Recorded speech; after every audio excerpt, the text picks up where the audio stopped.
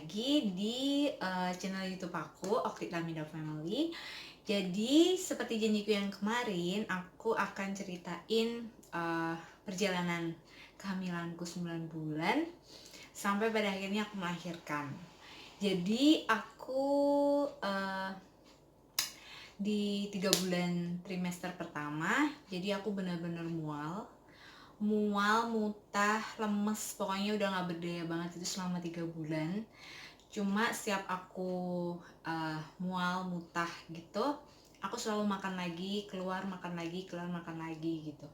Dan di situ aku 3 bulan pertama itu benar-benar nggak bisa jauh dari yang namanya minyak angin.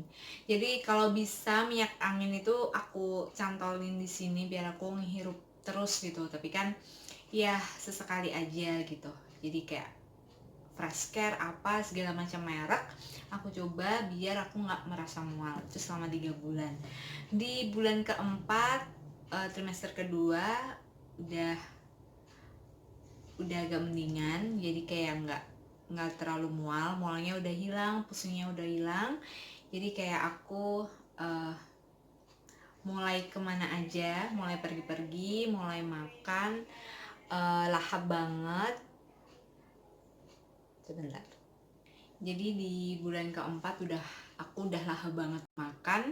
Tadinya makan ini nggak bisa, makan itu nggak bisa. Di bulan keempat itu aku makannya banyak banget, minum susunya tambah kuat, makan buahnya juga, dan setiap hari itu aku minum jus wortel sama jeruk itu hampir setiap hari.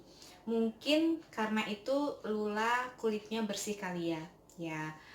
Banyak yang bilang karena aku juga minum minum air degan kali ya, tapi itu entah mitos atau fakta aku nggak ngerti, tapi emang aku setiap hari minum jus wortel sama jeruk, jadi aku mix gitu. Terus udah bulan kelima mau ke 6 aku ada acara tingkepan, itu perut udah kelihatan tapi nggak begitu besar. Akhirnya di minggu ke 36 aku melahirkan. Iya, aku melahirkan di minggu 36 atau 37 gitu. Pokoknya lebih cepat dari HPL yang sudah ditentukan dokter dan bidanku juga. Akhirnya tanggal 12. Jadi kayak tanggal 12 itu udah pecah ketubannya, jadi udah merembes banyak banget. Pagi aku udah kontrol karena hari Senin itu aku induksi alami sama suami, jadi kayak berhubungan. Akhirnya paginya ada pendarahan dan itu menyebabkan air ketuban merembes, jadi banyak banget merembesnya sampai bidan bilang aku harus dirujuk ke dokter. Jadi kayak di rumah sakit maksudnya, sorry. Jadi kayak dirujuk di rumah sakit biar melahirkannya di sana. Tapi aku punya tekad bulat kalau tidak terjadi sesuatu, maksudnya tidak ada sesuatu yang resikonya besar, aku tetap ingin berusaha buat melahirkan normal. Akhirnya di tanggal 12 malam aku udah pembukaan setengah, baru setengah, kata bu bidanku baru setengah, jadi aku disuruh pulang lagi, ngerasain kontraksinya di rumah, di kamar ini sama suami berdua.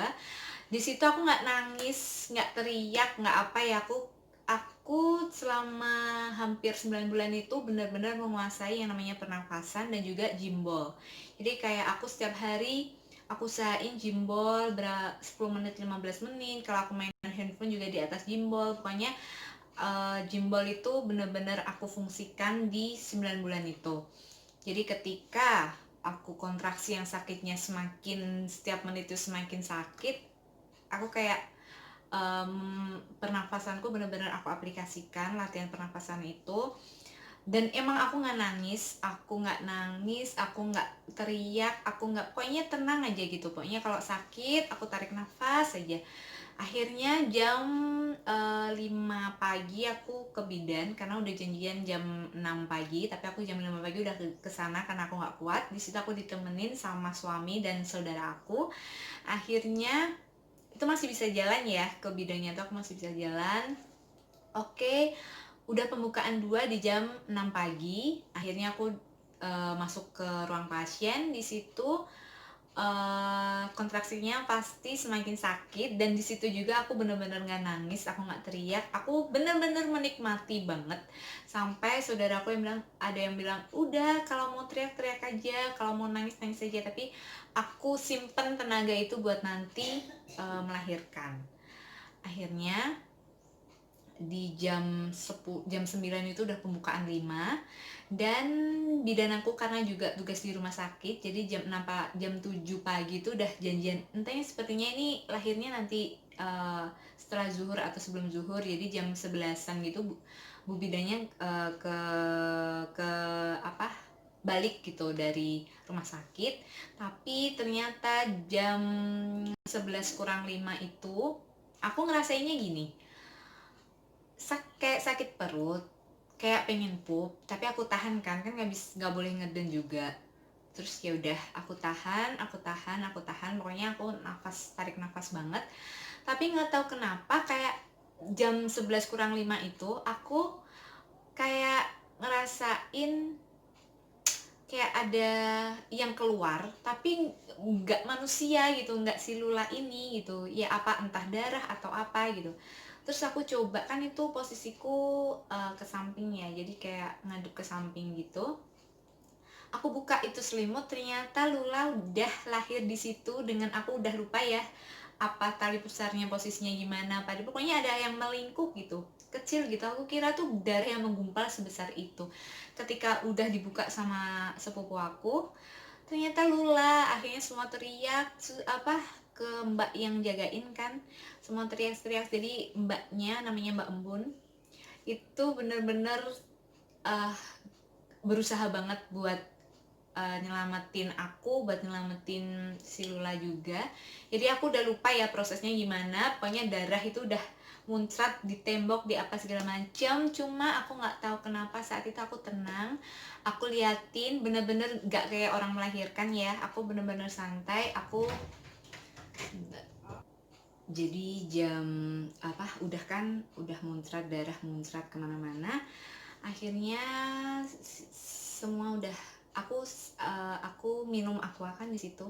Aku tanya gimana, selengkap sempurna, dan alhamdulillah semuanya lengkap, semua sempurna. Terus Lula dibawa ke ruang bersalin. Jadi di situ aku melahirkannya di ruang pasien ya, belum ke ruang bersalin. Sebenarnya udah siap, jam 11 kurang gitu, setengah 11-an tuh udah semua baju Lula tuh udah disiapkan dan ditaruh di ruang persalinan. Tapi ternyata aku melahirkan sendiri tanpa, aku nggak ngerti apa-apa, aku nggak ngerasain apa-apa. Aku juga nggak ada usaha buat ngeden, teriak itu kayaknya nggak ada, karena kan di ruang pasien itu banyak saudara ya, ada sekitar 5 orang. Jadi kayak mereka nggak dengar apa-apa, nggak dengar aku ngeden, nggak dengar aku teriak, nggak dengar aku nangis. Jadi kayak ya dia keluar aja gitu aja. Jadi seperti itu. Akhirnya jam setengah satu, apa nggak sampai sih, jam 12 apa setengah satu gitu, aku udah lihat Lula. Sebelumnya setelah melahirkan itu memang aku kayak peluk Lula gitu, mungkin kayak apa ya, biar chemistry-nya dapet kali ya. Jadi kayak ditempelin gitu. Aku bahagia banget, ya ampun, aku melahirkan anak semungil ini, berat badan 2,7 kilo, Masya Allah banget. Terus dan aku setelah itu udah belajar buat berjalan, jadi udah duduk, udah bisa. Akhirnya aku jalan, pindah ke kamar satu lagi karena di situ kan banyak darah ya, jadi aku pindah di situ, di kamar pasien satunya lagi. Lula udah mandi, udah apa, dan ternyata aku melihat di situ ada tanda lahir Lula di kaki yang besar banget. Agak shock sih, tapi ya insya Allah ikhlas lah, ini adalah pemberian Allah, jadi aku harus terima. Sudah happy. Sore aku udah mandi, udah keramas, udah makan banyak, air asinya keluar, walaupun gak banyak tapi keluar. Dan akhirnya besoknya jam setengah 8 itu aku udah pulang, jalan kaki buat keluar gang, karena itu kan emang bidannya masuk gang ya, namanya bidan Siami Jalan Mangga.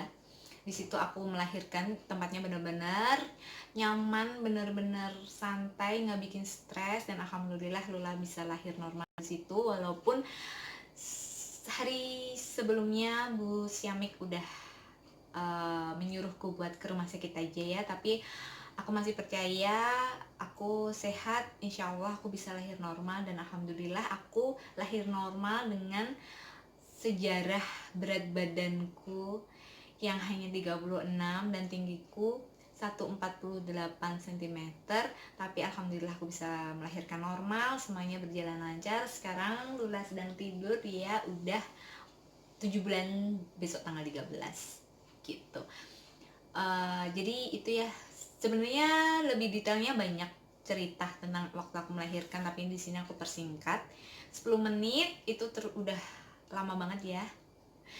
Jadi buat teman-teman yang pendek kayak aku, jangan takut untuk punya keinginan melahirkan normal. Pokoknya tekad harus bulat, harus niat, harus semangat, pasti bisa gitu. Jangan lupa subscribe, komen, dan like, dan nantikan cerita seru lainnya dari aku. Oke, terima kasih. Wassalamualaikum warahmatullahi wabarakatuh.